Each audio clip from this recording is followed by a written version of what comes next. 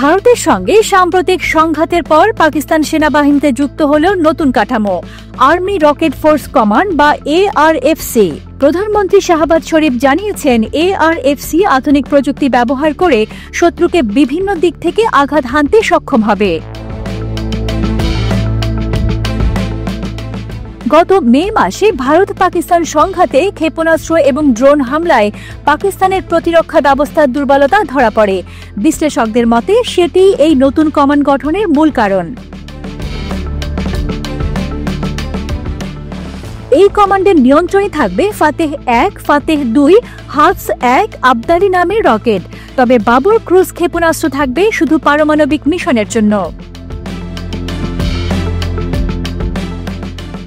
বিশেষজ্ঞরা বলছেন, নতুন রকেট কমান্ড পাকিস্তানকে পারমাণবিক অস্ত্র ছাড়াই ভারতের গুরুত্বপূর্ণ লক্ষ্যবস্তুতে আঘাত হানার সক্ষমতা দেবে।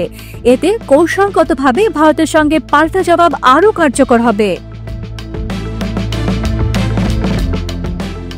সব মিলিয়ে পাকিস্তানের এই নতুন রকেট ফোর্সকে দক্ষিণ এশিয়ার সামরিক ভারসাম্যে বড় পরিবর্তনের ইঙ্গিত হিসেবেই দেখছেন বিশেষজ্ঞরা। পতাকা সারথি, বাংলাদেশ।